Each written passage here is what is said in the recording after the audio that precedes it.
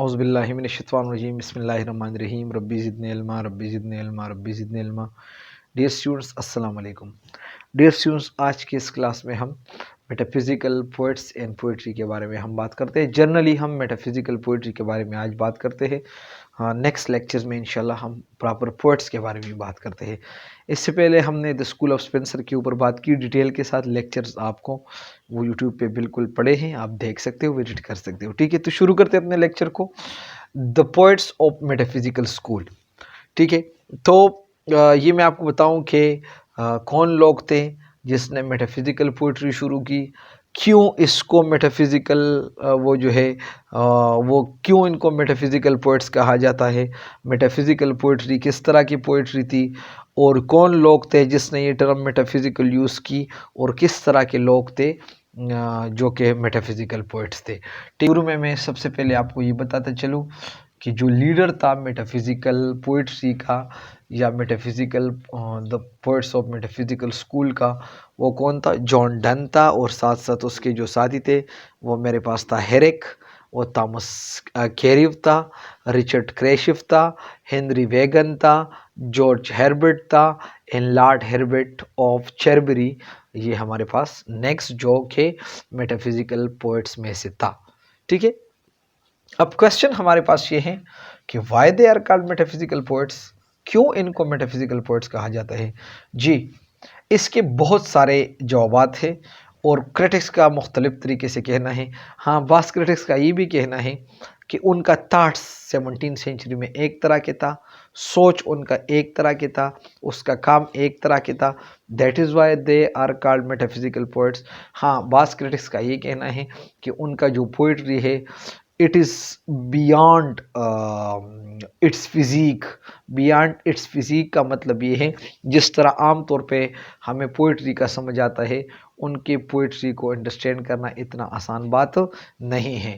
تو اس کا مطلب یہ ہے کہ میٹا مین بیانڈ اینڈ فزیکل مین بیانڈ اٹس فزیک، یعنی اس کو انڈرسٹینڈ کرنا آسان نہیں ہے، وہ مشکل، اس نے بہت زیادہ مشکل پوئٹری کی، that is why they are called metaphysical poets.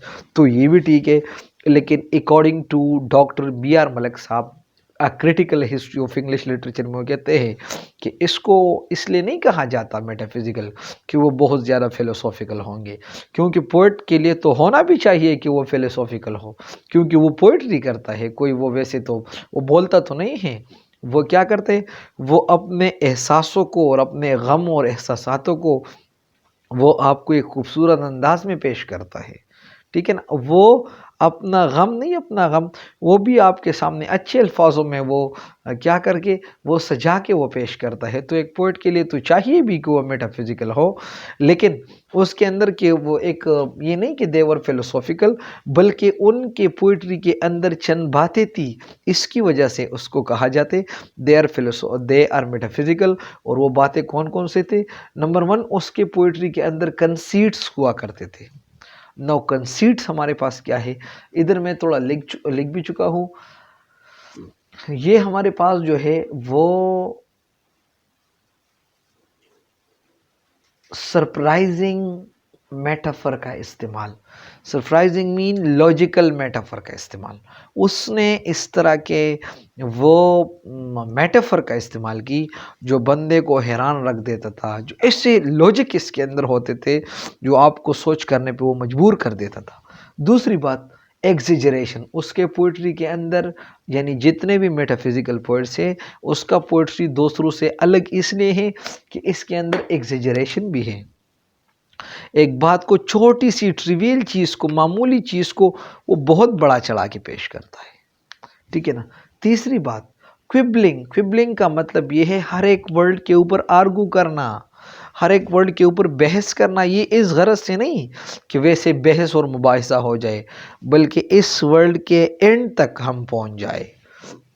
اور چوتھی بات، اس کے پوئٹری کے اندر far fetched simile, what is far fetched simile مین؟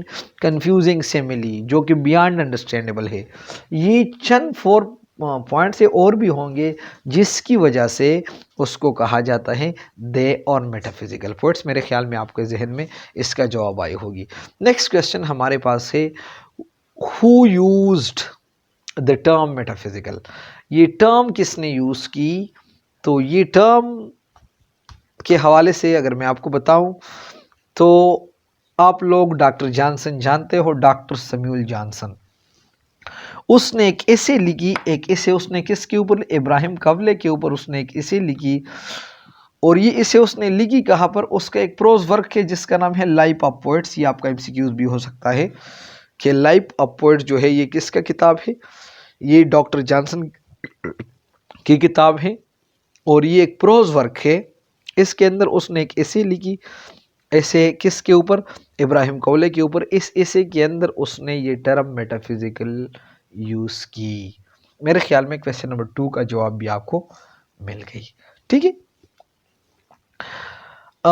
آپ کو کویسچن نمبر 3 کو یعنی what kind of poets metaphysical were, اس کو ایکسپلین کرنے سے پہلے میں بتاتا چلوں کہ ڈاکٹر سیموئل جانسن کا ویو کیا تھا پوئٹری اینڈ پوئٹس کے بارے میں.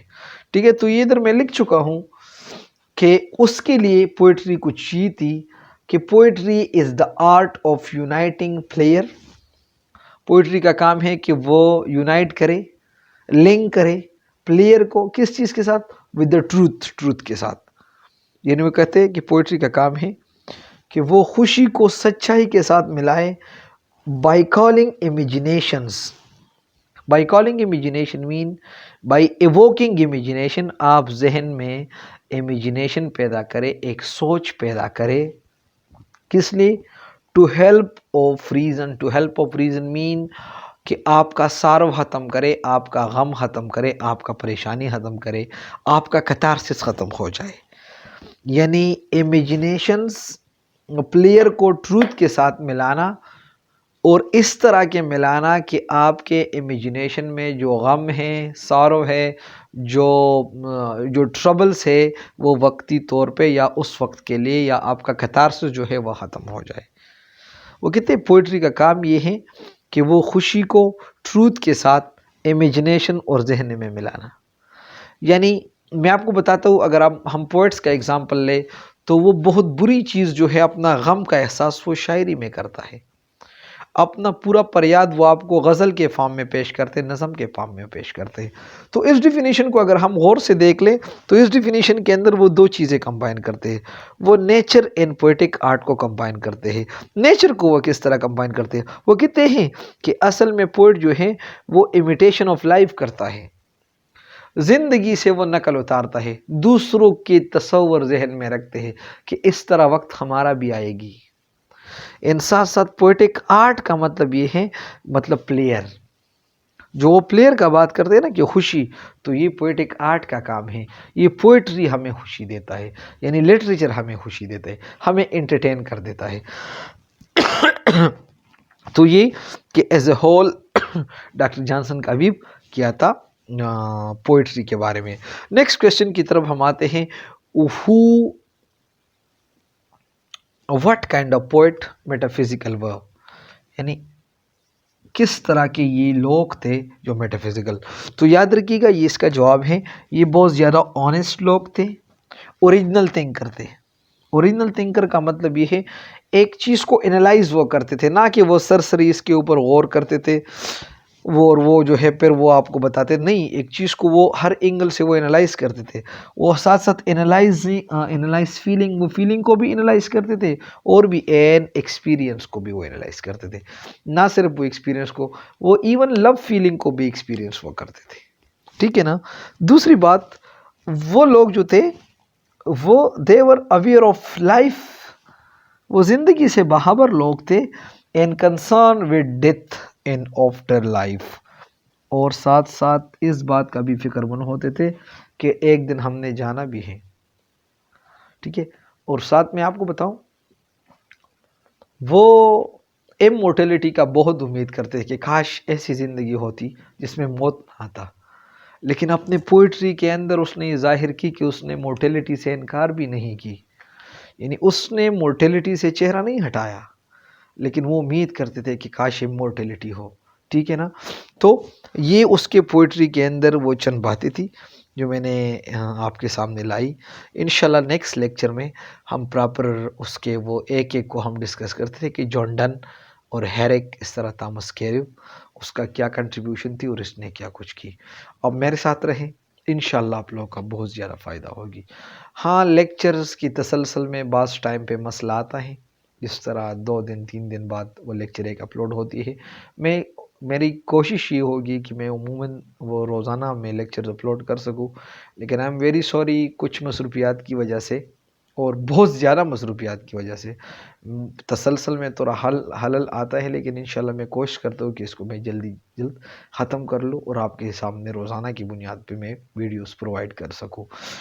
بیٹا یہاں تک اگر آپ لوگوں کا کوئی سوال ہو آپ مجھ سے پوچھ سکتے ہو، کوئی سوال وغیرہ نہ بھی ہو پھر بھی آپ مجھے بتائیں کہ میری ویڈیو سے آپ کو فائدہ ہوتا ہے. ٹھیک ہے، اگر آپ چینل پہ نئے ہوں تو آپ اس کو سبسکرائب کریں، آپ میرے ساتھ رہے. انشاءاللہ ہم ہسٹری آف انگلش لٹریچر جو کہ ڈاکٹر بی آر ملک صاحب نے لکھی ہے، نہ صرف ہمارے ٹیسٹ کے لیے وہ اہم ہے بلکہ انٹرویو پوائنٹ آف ویو سے بھی بہت زیادہ اہم ہے. تو تھینک یو ویری مچ. اللہ حافظ.